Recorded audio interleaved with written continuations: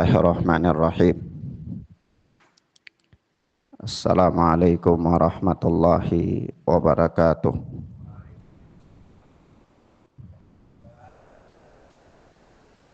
Alhamdulillahilladzi hadana lil Islam wa manna alaina bih wa akhrajana fi khairi ummatin fanas'aluhu at-taufiqa lima yuhibbu wa yarda wal hifdha mimma yakrahu wa yaskhad. Wa nusalli wa nusallimu ala habibina wa sayyidina Muhammad bin Abdullah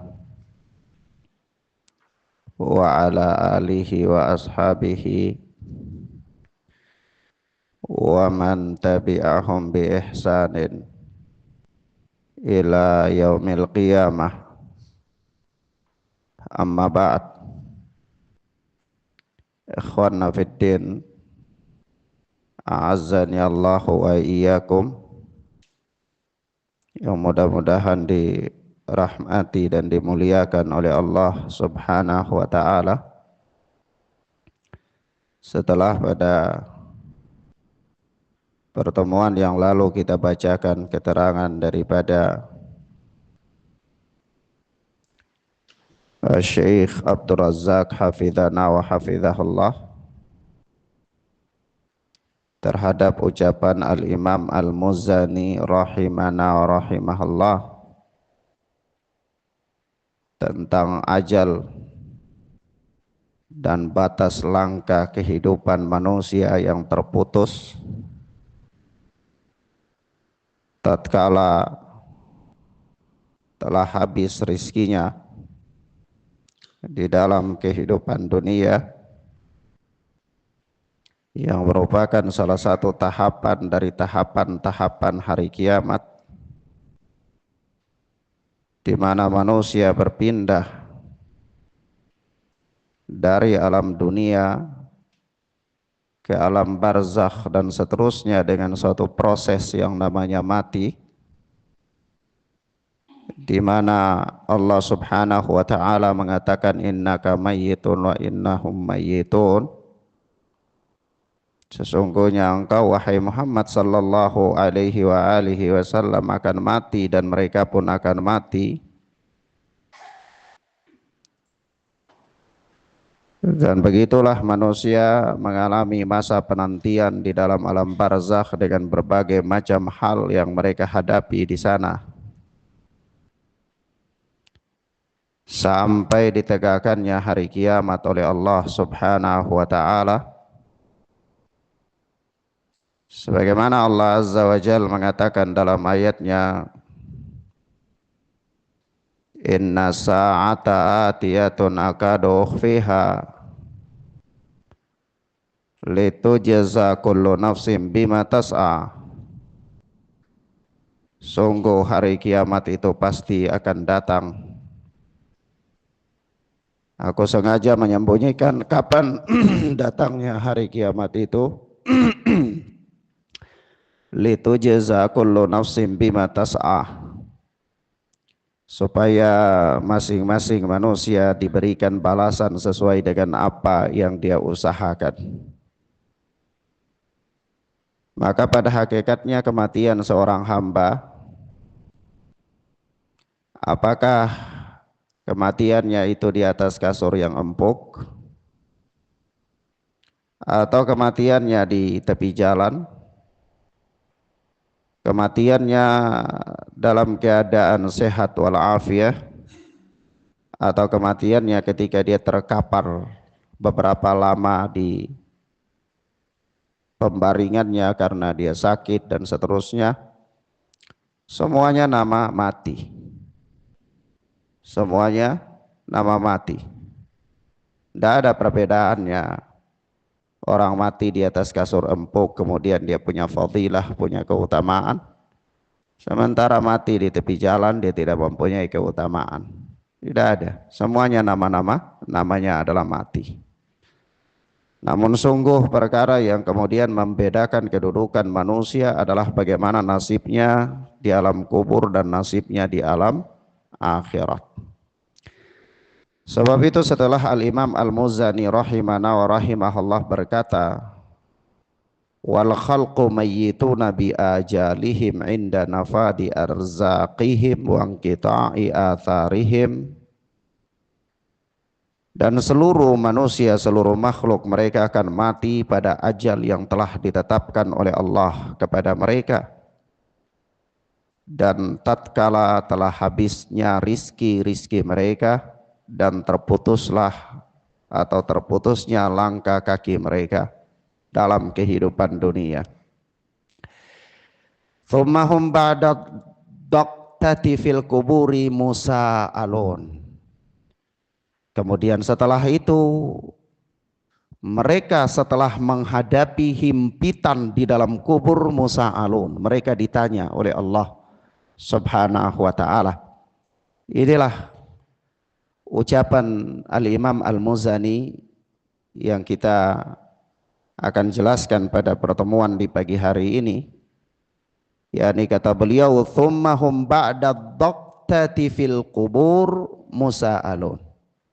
Kemudian mereka manusia setelah mati itu, setelah mereka menghadapi himpitan kubur, mereka akan ditanya oleh Allah Subhanahu wa ta'ala. Ikhwan wa akhwat, bicara tentang himpitan kubur, maka kita katakan bahwa semua orang yang meninggal dunia, dia akan menghadapi dua proses di kubur itu. Proses yang pertama yaitu proses ketika dia menghadapi himpitan di kubur itu. Kemudian proses yang kedua, dia akan menghadapi pertanyaan di kubur tersebut. Persoalannya, apakah ada orang-orang yang selamat dari himpitan kubur, ataukah ada orang-orang yang selamat dari fitnah kubur? Ataukah semua manusia dia mendapatkan fitnah kubur dan semua manusia dia mendapatkan himpitan kubur? Yang pertama. Yang kedua, pertanyaan yang kedua, apakah fitnah kubur itu sama dengan himpitan kubur ataukah dua hal yang berbeda? Maka kita katakan, akhwana fiddin azani Allahu wa iyyakum, himpitan kubur dengan fitnah kubur adalah dua hal yang berbeda. Sebab itu para ulama menerangkan kepada kita yang dimaksudkan dengan fitnah kubur adalah manusia ditanya dengan tiga perkara di dalam kuburnya. Man rabbuka wa man dinuka wa man nabiyuka wa ma dinuka. Siapa Rabbmu, siapa nabimu, dan apa agamamu. Inilah yang dimaksudkan dengan fitnah kubur. Jadi kalau dikatakan ada sebahagian manusia yang selamat dari fitnah kubur, maka yang dimaksudkan apa? Yang dimaksudkan adalah mereka selamat dari pertanyaan di kubur. Mafhum ya? Baik. Kalau kita bicara tentang pertanyaan di alam kubur atau fitnah kubur, maka ikhwanna fiddin azani Allah wa iyyakum, ada beberapa manusia yang selamat dari fitnah kubur. Ada beberapa manusia yang selamat dari fitnah kubur. Tapi kalau berbicara tentang himpitan kubur, maka para ulama berselisih pendapat. Para ulama berselisih pendapat. Sebahagian ulama mengatakan ada orang-orang tertentu yang selamat dari himpitan kubur. Tetapi sebahagian para ulama, dan ini pendapat yang nampak lebih kuat, yaitu mengatakan bahwa tidak ada seorang pun yang selamat daripada himpitan kubur. Hatta para anbiya, para salihin, para syuhada. Hanya saja diperlakukan dalam himpitan kubur itu dengan perlakuan yang berbeda. Diperlakukan di himpitan kubur itu dengan perlakuan yang berbeda. Sekiranya orang-orang fajir, orang-orang munafik, orang-orang kafir, maka dia mendapatkan himpitan kubur dengan himpitan yang luar biasa sekali, benar-benar membuat remuk ya jasadnya. Tetapi orang-orang mukmin, dia mendapatkan himpitan kubur dengan lembut, diperlakukan secara lembut, sehingga dikatakan oleh Al-Alama Ibnu Qayyim Al-Jauziyah, dikatakan juga oleh Ibnu Rajab Al-Hambali, bahwa seperti kalau diumpamakan itu seperti pelukan seorang ibu terhadap anaknya. Yani dia mendapatkan himpitan tetapi diperlakukan dengan lembut dalam himpitan tersebut. Diterangkan oleh Al-Alama Ibnu Qayyim di dalam Ar-Ruh, diterangkan juga oleh Al-Imam Al-Qurtubi, dan diterangkan juga di dalam At-Tadhkirah, dan diterangkan juga oleh Ibnu Rajab Al-Hambali rahimana wa rahimahumullah. Ikhwana fiddin azani Allahu wa iyyakum. Sebab itu kalau kita lihat disebutkan di dalam beberapa riwayat ya,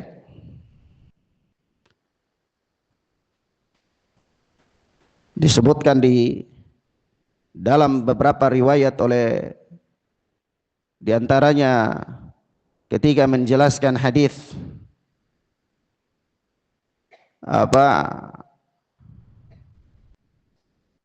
sahabat Sa'ad bin Mu'adz ya. Atau di sini ada hadis disebutkan, dikeluarkan oleh Imam Muslim rahimahullah, dari sahabat Anas bin Malik radhiyallahu taala anhu, Rasulullah sallallahu alaihi wasallam bersabda, innal abda idza wudi'a fi qabrihi wa tawalla anhu ashabuhu wa innahu la yasma'u qar'ani alihim atahu malakani fayuqidanihi fayaqulani lahu ma kunta taqulu fi hadzal rajul.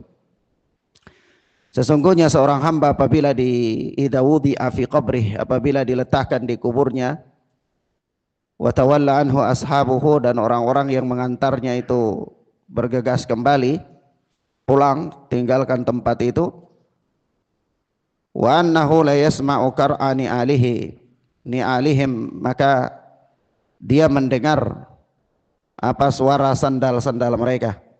Jadi dia dihidupkan lagi. Dia dihidupkan lagi.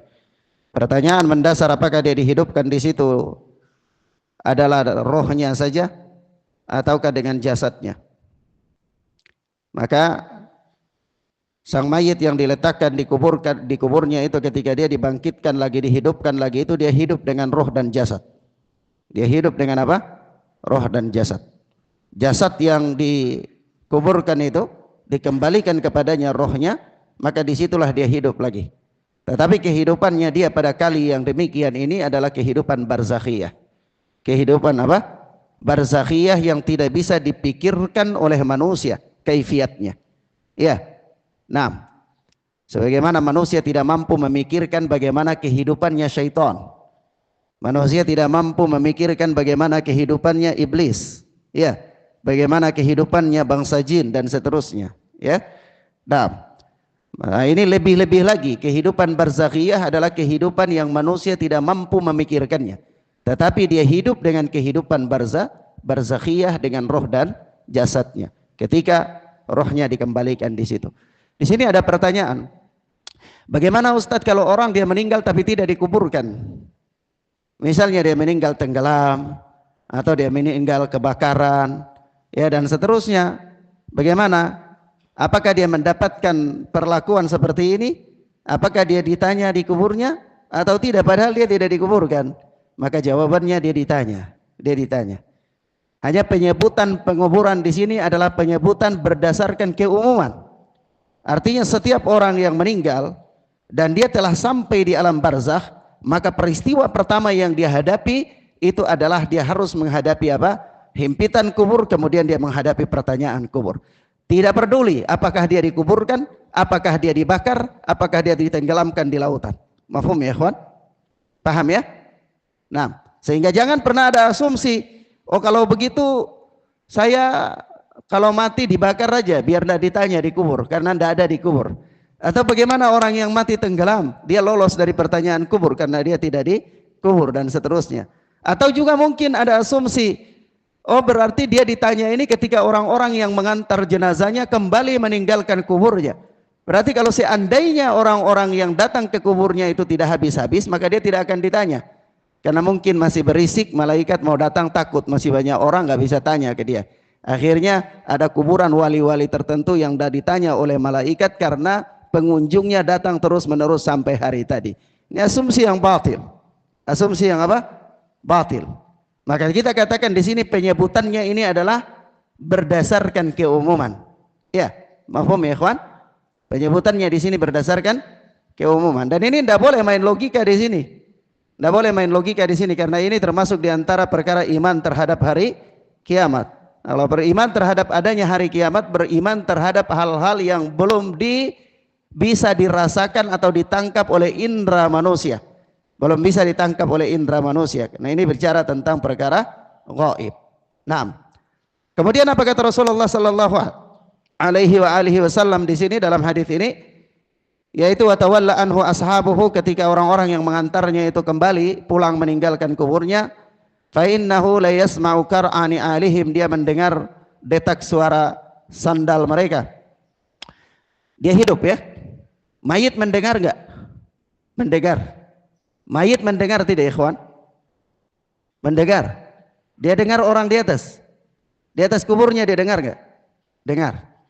Pertanyaan, apakah dia mendengar setiap saat selama dia hidup di barzakh, atau dia mendengar pada saat-saat tertentu saja? Hah? Mendengar pada saat-saat tertentu saja. Mendengar pada apa? Saat-saat tertentu saja, ya. Nah, seperti pada pertama kali di sini, kemudian ada saat-saat yang lainnya yang disebutkan di dalam nas-nas. Di antaranya seperti yang saya yakini dan saya telah membahas masalah ini agak panjang di dalam buku saya Jenazah dalam Timbangan Syariat. Saya sebutkan di sana pendapat para ulama tentang mayit di dalam kubur itu bisa mendengar ketika orang datang berziarah kepadanya. Ya. Nah, tetapi ikhwan fillah azanillahu wa iyyakum, mendengarnya sang mayit di dalam kubur itu bukan berarti bolehnya meminta kepada dia. Bolehnya meminta kepada dia, ya. Kenapa? Karena tidak setiap orang yang bisa mendengar itu boleh kita minta kepada dirinya. Ya. Di dalam kehidupan dunia saja ada orang yang bisa kita ajak berbicara, tetapi kita kalau meminta kepada mereka ada hal-hal yang tidak sanggup mereka lakukan. Ya. Ada orang di dunia yang masih hidup, yang kita masih berkomunikasi dengan mereka, itu ada perkara-perkara yang kalau kita minta kepada mereka, itu mereka tidak sanggup untuk berikan. Ya. Apalagi ketika seseorang itu sudah ada di dalam kubur, ya, maka lebih-lebih lagi dia tidak sanggup untuk mengabulkan, memberikan apa-apa yang kita minta. Nah, paham ya? Baik. Kemudian kata Rasulullah sallallahu alaihi wasallam, wa innahu la yasma'u qar'ani alihim atahu malakani fayuqidanihi. Maka datanglah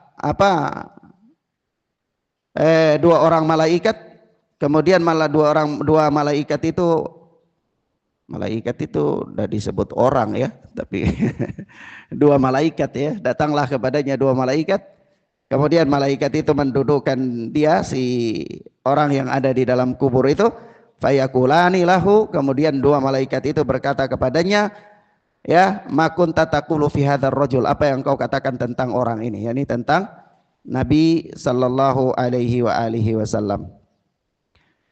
Fa ammal mu'min fayaqulu asyhadu annahu abdullahi wa rasuluhu. Adapun orang mukmin maka dia akan mengatakan, aku bersaksi bahwa dia Muhammad sallallahu alaihi wasallam adalah hamba dan utusan Allah subhanahu wa ta'ala. Kita lihat keterangan Al-Imam An-Nawawi ketika menjelaskan hadis ini. Al-Imam An-Nawawi rahimahullahu ta'ala dalam syarah Sahih Muslim itu beliau berkata, wa fitnatul qabri hiya su'alul mayyit anir rabbi wad dini wad nabi. Yang dimaksudkan dengan fitnah kubur itu adalah su'alul mayyit anir rabbi wad dini wad nabi. Adalah apa? Pertanyaan kubur terhadap Rabb, agama dan nabi. Ini yang kita katakan tadi, bahwa fitnah kubur itu adalah pertanyaan kubur tentang Allah, tentang Nabi, dan tentang ad-din, tentang agama. Nah, Kalau bicara tentang apa namanya himpitan kubur, maka datang di dalam riwayat Rasulullah sallallahu alaihi wasallam bersabda dalam hadis yang dikeluarkan oleh Al-Imam Ahmad, disahihkan oleh Al-Alama Albani rahimahullah, "Lau naja ahadun min dhammatil qabri lanaja minha Sa'ad bin Mu'adz wa laqad dhamma dhammatun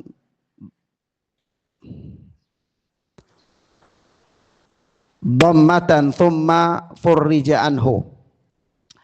Seandainya lau naja ahadun min dhammatil qabri, seandainya ada seseorang yang bisa diselamat daripada dhammatil qabri, daripada himpitan kubur, lanaja minha, niscaya selamat daripada himpitan kubur itu adalah Sa'ad bin Mu'adz. Sa'ad bin Mu'adz. Tetapi apa yang terjadi? Sungguh dia telah dihimpit dengan dhammatan, dengan satu himpitan yang apa namanya thumma furija anhu, kemudian setelah dihimpit dengan satu himpitan begitu, kemudian dilapangkan lagi, direnggangkan lagi, dilepaskan lagi. Tapi yang jelas dia mendapatkan apa? Himpitan kubur. Nah, di sini menjadi syahid, di sini menjadi syahid di dalam sabda Nabi sallallahu alaihi wasallam ini kalimat seandainya ada seorang yang selamat dari himpitan kubur. Maka kebanyakan para ulama mengatakan tidak ada seorang pun yang selamat daripada himpitan kubur, hatta para nabi dan para syuhada serta orang-orang saleh. Al-Imam Ibn Rajab Al-Hambali dalam Ahwalul Qubur, beliau berkata, dhammatul qabri ghairu fitnatih. Himpitan kubur itu bukanlah fitnah kubur, dua hal yang berbeda. Fa innal fitnata su'alu wa imtihanun. Adapun fitnah kubur itu adalah pertanyaan dan ujian kubur itu. Wa dhammatu jazaan wa ta'dib ala tafrid. Adapun himpitan kubur atau dhammah, himpitan kubur itu merupakan balasan dan teguran karena kelalaian. Nah, jadi di sini kita bisa memahami ya, bahwa di kubur yang dialami oleh orang pertama kali itu dua hal yang berbeda. Pertama dia mengalami apa? Himpitan kubur, baru dia mengalami pertanyaan kubur. Kalau ditanya, Ustadz apakah fitnah kubur kemudian himpitan, atau himpitan kemudian fitnah kubur? Kalau dari ucapan Al-Imam Al-Muzani ini kita pahami tertibnya apa? Tertibnya apa? Kata beliau, "Tsummahum ba'da dhaqtati fil qubur musa'alun." Kemudian mereka setelah mati itu, setelah mendapati himpitan kubur, mereka ditanya. Berarti tertibnya bagaimana? Himpitan dulu baru ditanya. Ya? Nah, bukan ditanya baru himpitan, tapi himpitan dulu baru ditanya. Kenapa? Karena memang hikmahnya itu adalah tidak ada yang lolos dari himpitan. Adapun pertanyaan itu ada yang lolos, ada yang lolos.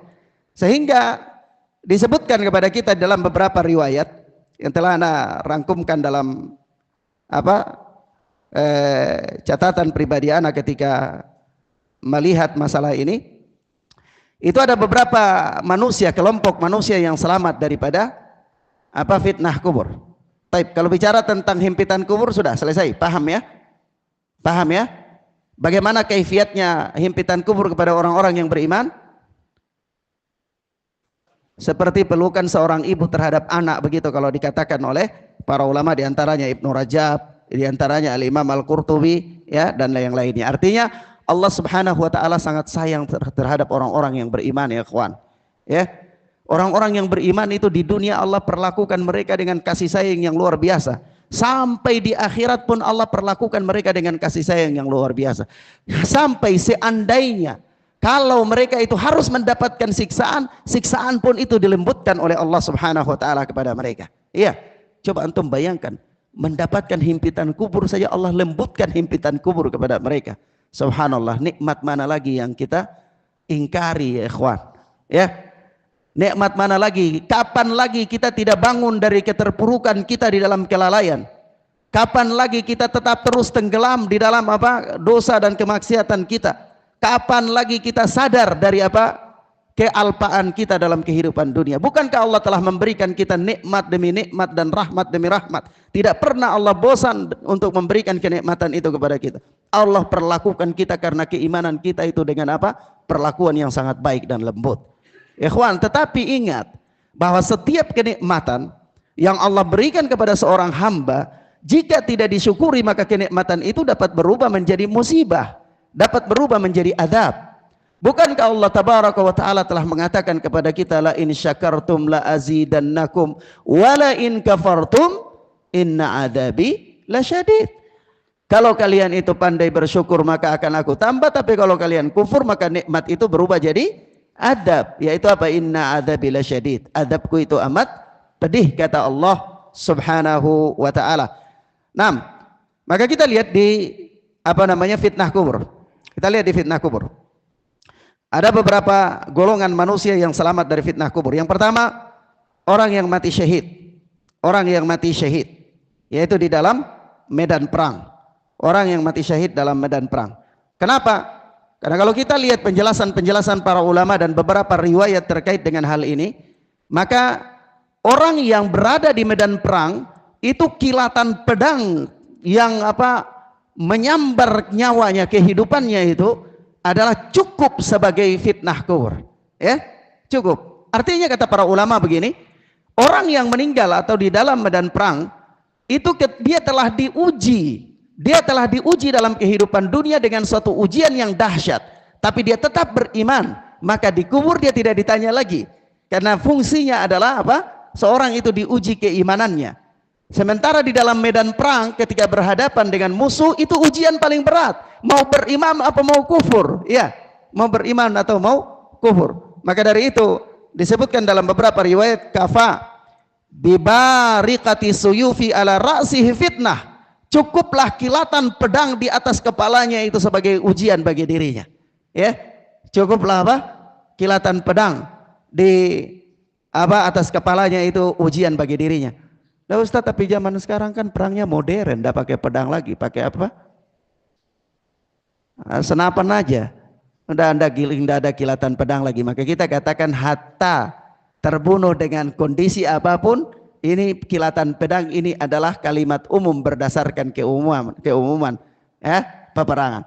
Tapi kalau seandainya dia dalam medan perang yang perang itu bukan menggunakan pedang, menggunakan senapan, mortir, bom misalnya, itu sama aja ya. Ujian-ujian dalam medan perang itu cukup bagi dia ya, sebagai apa? Ujian daripada fitnah di alam kuburnya. Nah, ini yang pertama. Yang kedua, orang yang selamat dari apa fitnah kubur, yaitu orang yang meninggal apa ketika dia ribat. Ketika dia ribat. Ribat itu apa ya kawan? Jaga-jaga di perbatasan wilayah kaum muslimin demi keselamatan kaum muslimin. Jadi jangan menganggap remeh perkara ini ya. Perkara menjaga keamanan kaum muslimin itu jangan menganggap remeh. Ya, karena hakikat dari keimanan seseorang itu memberikan kedamaian, ketenangan, ketentraman di hati-hati kaum muslimin. Ya, bukan menakut-nakuti kaum muslimin, ya. Ini nanti sebentar lagi Syiah mau perangi kita, sebentar lagi nanti ini ada demikian, sebentar lagi nanti Cina mau kuasai kita dan seterusnya, ya. Jangan takut-takuti kaum muslimin. Jangan takuti kaum muslimin. Kaum muslimin itu diberikan apa? Dibangkitkan semangatnya, keimanannya yang kuat, diajarkan tentang akidah, ditanamkan dan dalam dirinya bahwa apa? Masya Allah kana wa ma lam yasha lam yakun. Apa-apa yang Allah kehendaki itu pasti terjadi, dan yang tidak Allah kehendaki itu tidak akan pernah bisa terjadi. Ditanamkan dalam diri kaum muslimin keyakinan yang demikian, ya. Oleh sebab itu apa? Kaum muslimin tidak mudah terombang-ambing. Kalau antum setiap hari nakut-nakuti kaum muslimin, baca berita di internet, di surat-surat kabar, ya, berita-berita di media-media massa. Berita di media massa itu berita thiqah apa berita fasik? Hah? Berita thiqah apa berita fasik? Berita fasik. Apa kata Allah Subhanahu wa taala? Idza ja'akum fasiqun binaba'in fatabayyanu. Apabila datang kepada kalian itu berita fasik, maka apa? Tabayyun. Jangan lihat berita fasik lalu takut, sampaikan ke satu lagi takut, sampaikan ke satu lagi takut. Kalau begitu mari kita berkumpul supaya kita pilih seseorang yang bisa menanggung nyawa kehidupan kita. Batil, terjebak di dalam permainan media massa. Ya, padahal apa? Rasulullah mengatakan kepada Ibnu Abbas. Apa kata Rasulullah kepada Ibnu Abbas? Ya gulam, inni u'allimuka kalimatin. Wahai anak muda, mari aku ajarkan kepada engkau satu kalimat. Apa itu? Ihfadillah yahfadka. Peliharalah Allah, niscaya Allah akan memelihara engkau. Peliharalah Allah, niscaya Allah akan memelihara engkau. Bagaimana seorang dia memelihara Allah? In tansurullaha yansurkum. Kalau engkau tolong Allah, maka Allah akan tolong engkau. Iya kan? Lalu bagaimana seorang dia menolong Allah? Bagaimana seorang dia menjaga Allah? Menjaga syariat Allah, komitmen di atas syariat Allah tabaraka wa ta'ala sebagai satu bentuk penjagaan terhadap agama Allah Jalla wa Ala. Nah, maka orang yang ribat, orang yang ribat, yang wafat di wilayah perbatasan ketika menjaga keamanan kaum muslimin, ini datang di dalam hadis yang dikeluarkan oleh Al-Imam At-Tirmidzi rahimahullah, ya, disahihkan oleh Al-Imam Ibnu Hibban dan juga Al-Alama Albani rahimahullah, yaitu Rasulullah sallallahu alaihi wasallam bersabda, kullu mayyitin yukhtamu ala amalihi illa alladhi mata murabitan fi sabilillah. Itu setiap orang yang meninggal akan ditutup amalnya. Setiap orang yang meninggal akan ditutup amalnya. Kecuali orang yang meninggal dalam keadaan ribat di jalan Allah. Fa innahu yunma lahu amaluhu ila yaumil qiyamah wa ya'manu min fitnatil qabri. Sesungguhnya dia, orang yang wafat dalam keadaan ribat di jalan Allah ini, itu amalannya itu berkembang terus sampai hari kiamat, wa ya'manu min fitnatil qabri, dan dia aman, dia selamat dari fitnah kubur. Dia selamat dari fitnah kubur. Ini syahidnya, ya. Ini syahidnya. Syahidnya apa? Sabda Nabi sallallahu alaihi wasallam mengatakan, dia apa? Ya'manu min fitnatil qabri. Dia selamat dari fitnah kubur. Apa itu fitnah kubur? Soal, ya. Pertanyaan di kubur. Yang berikut ada hadis yang lain, yaitu orang yang kelompok yang lain yang selamat dari fitnah kubur itu adalah orang yang meninggal pada hari atau pada malam Jumat atau pada siang hari Jumat. Pada malam Jumat atau pada siang hari Jumat. Datang di dalam hadis, ya, dikeluarkan oleh Al-Imam At-Tirmidzi dan juga disebutkan oleh Al-Hafidz Ibnu Hajar Asqalani dalam Fathul Bari. Sebutkan oleh Al-Hafidz Ibnu Hajar Asqalani dalam Fathul Bari, dihasankan oleh Al-Alama Albani rahimahullah, ya, yaitu Rasulullah sallallahu alaihi wasallam bersabda, "Ma min muslim yamutu yaumal jum'ah aw lailatal jum'ah illa waqahu Allahu fitnatal qabri." Ya, tidaklah seorang muslim itu dia meninggal pada hari Jumat atau pada malam Jumat, melainkan Allah Subhanahu wa taala menjaganya dari fitnah kubur. Allah Azza wa Jal menjaganya dari fitnah kubur. Nah, itu golongan yang keberapa tuh? Golongan yang ketiga. Pertanyaannya begini, ikhwan. Apakah semua orang yang meninggal pada malam Jumat atau pada hari Jumat selamat dari fitnah kubur? Jawabnya tidak. Siapa saja? Orang-orang beriman. Orang-orang yang beriman, yang beramal saleh, ya. Nah, oleh sebab itu di sini ada pembatasan, mamin muslim. Tidaklah seorang muslim. Karena bisa jadi ada orang kafir yang meninggal di hari Jumat. Lalu kita katakan apakah dia husnul khotimah? Atau ada orang kafir meninggal pada bulan Ramadan, apakah dia husnul khotimah? Kita katakan tidak. Oh enggak, almarhum, ya. Almarhum John Sapa begitu, ya. Nah, itu batil. Ya, batil. Nah, mafhum ya, ikhwan? Baik. Kemudian kelompok yang keberapa? Kelompok yang keempat. Kelompok yang keempat yaitu anak kecil yang meninggal saat belum balik, dia belum mukallaf, belum diberikan pembebanan syariat, belum diberikan pembebanan syariat. Hal ini dijelaskan oleh saya sendiri, belum mendapatkan nas khusus, ya. Saya belum mendapatkan nas khusus, tetapi nas-nasnya itu umum. Hanya saja penjelasan untuk mengarah ke sini itu dijelaskan oleh Al-Alama Ibnu Qayyim, Al-Alama Ibnu Utsaimin rahimahullah dalam Syarah Aqidah As-Safariyah, ya. Dalam Syarah Aqidah As-Safariyah, Al-Alama Ibnu Utsaimin rahimahullah menjelaskan di antara yang selamat dari fitnah kubur itu adalah anak kecil yang belum baligh, anak kecil yang belum baligh. Nah, baik, mafhum ya ikhwan? Paham ya? Tapi kalau pertanyaannya anak kecil yang belum balik apakah dia masuk surga? Kalau dia meninggal belum balik dia masuk surga? Pertanyaan. Hah? Dia langsung masuk surga atau gimana? Kalau anak kecil belum balik orang kafir gimana? Bapaknya kafir, mamanya kafir. Anak masih bayi meninggal. Kullu mauludin yuladu alal fitrah. Nabi katakan kullu mauludin yuladu alal fitrah. Setiap anak itu dilahirkan di atas fitrahnya. Pertanyaan, anak orang kafir gimana?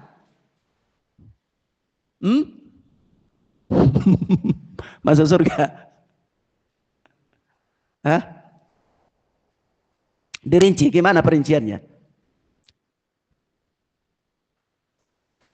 Baik, dijelaskan oleh Al-Alama Ibnu Qayyim Al-Jauziyah dalam Tariqatul Hujratain, itu anak-anak kecil, anak-anak bayi itu termasuk dengan orang-orang gila dari kecil, termasuk dengan orang-orang yang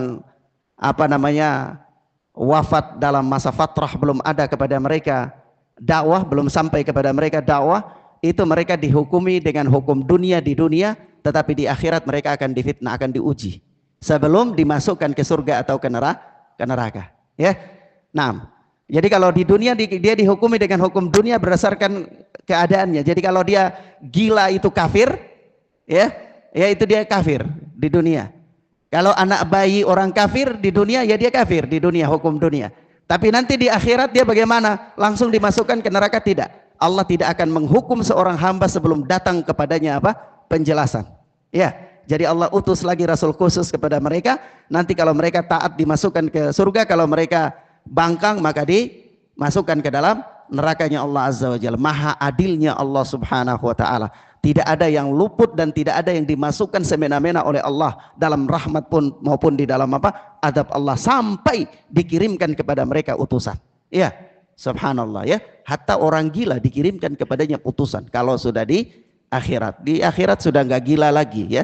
Gila itu urusan dunia saja. Ya, tidak ada di akhirat orang-orang gila, tidak ada. Ya. Nah, taib. Kemudian apa yang berikut As-Siddiqin. Orang As-Siddiqin yang selamat dari fitnah kubur. Ini kata Al-Imam Al-Qurtubi rahimahullah di dalam kitab At-Tadhkirah. Itu kalau antum mau baca tentang ahwal-ahwal kematian itu bagus antum baca kitab At-Tadhkirah. Ya. Dalam At-Tadhkirah itu disebutkan oleh Al-Imam Al-Qurtubi bahwa derajat Siddiqin itu adalah derajat yang lebih tinggi dari syuhada. Jadi kalau syuhada saja itu mereka lolos dari fitnah kubur, maka otomatis Siddiqin yang lebih tinggi dari syuhada itu juga dia lolos. Kan dalam ayat ketika menjelaskan orang-orang yang telah diberikan nikmat anugerah oleh Allah itu kan as-siddiqin as-suhada, gimana ayatnya lupa as-siddiqin as-suhada as-salihin, iya, minan nabiyina wasiddiqina wa syuhada was-salihin, ya kurang lebih gitu, dari kalangan para nabi, para siddiqin, para syuhada, orang-orang saleh. Jadi tingkatan as-siddiqin itu tingkatan yang lebih tinggi dari syuhada. Tertib ayat, kalau antum lihat tertib ayat itu siddiqin itu lebih tinggi dari syuhada. Maka kalau syuhada ini kias ya, kalau syuhada itu lolos dari fitnah kubur, maka siddiqin lebih-lebih lagi lolos dari fitnah kubur. Ya, na'am. Wallahu a'lam bissawab. Baik.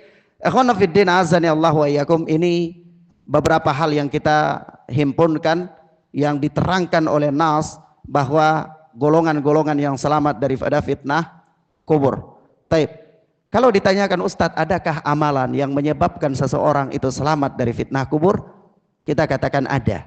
Ada amalan-amalan yang merupakan sebab-sebab seseorang diselamatkan dari fitnah kubur. Di antaranya yang paling ringan adalah baca surat Al-Mulk, di mana datang dalam riwayat yang dikeluarkan oleh Al-Imam Al-Hakim Rasulullah sallallahu alaihi wasallam bersabda, "Man qara'a tabarakalladzi biyadihil mulk kulla lailatin mana'ahu Allahu biha min adabil qabri wa kunna fi ahdi Rasulillah sallallahu alaihi wasallam nusammiha al-mani'ah." Ya, itu barang siapa yang membaca tabarakalladzi biyadihi, ya ini surat Al-Mulk, kulla lailatin, pada setiap malam, mana'ahallahu biha min adabil qabri, niscaya dengan sebab amalannya itu Allah mencegah dia daripada adab kubur. Wa kunna fi ahdi Rasulillah sallallahu alaihi wasallam, dan kami di zaman Nabi sallallahu alaihi wasallam menamakan surat itu dengan nama al-mani'ah, yaitu penghalang, yakni yang mencegah, surat yang mencegah seorang dari adab kubur. Ya, ini keutamaan membaca surat Al-Mulk ya pada setiap malam, ya pada setiap malam. Orang yang baca surat Al-Mulk pada setiap malam itu dengan izin Allah Subhanahu wa taala termasuk mencegah dia dari mendapatkan adab kubur. Ya ikhwan, kubur itu adalah lorong daripada lorong-lorong kehidupan akhirat. Seandainya seseorang dia mendapatkan kehidupan yang bahagia di akhirat kelak, maka di alam kubur itu dia mendapatkan kebahagiaan. Pagi dan sore harinya kalau dia itu termasuk penghuni surga, maka akan dibukakan kepadanya lorong sehingga dia mendapatkan udara yang segar dari surga. Dengan itu dia mendapatkan kenikmatan. Seandainya dia orang yang mendapatkan adab neraka, pagi dan sore harinya dibukakan kepadanya lorong dari neraka sehingga dia mendapatkan bau yang tidak sedap, udara yang panas ya, dan bentuk-bentuk penyiksaan neraka itu sampai kepada dia masih di dalam alam kuburnya. Padahal dia belum sampai ke neraka, tapi dia masih di alam kubur, dia sudah mendapatkan bagaimana dia disakiti dengan siksa-siksa neraka. Wal iyadu billah. Maka kita berlindung kepada Allah dan kita berdoa kepada Allah tabaraka wa taala, semoga Allah Subhanahu wa taala menyelamatkan kita dari adab kubur, dan Allah Subhanahu wa taala menjadikan kita orang-orang yang bahagia dan lapang di dalam alam kubur kita, alam penantian di mana sampai Allah Subhanahu wa taala menegakkan kepada kita hari kiamat. Naam. Taib ila huna ikhwana fid din, azzani Allah wa iyyakum, naktafi bihadzal dars. Wa sallallahu ala nabiyina Muhammad wa ala alihi wa sahbihi wasallam. Subhanaka Allahumma wa bihamdika asyhadu an la ilaha illa anta astaghfiruka wa atubu ilaik. Wassalamualaikum warahmatullahi wabarakatuh.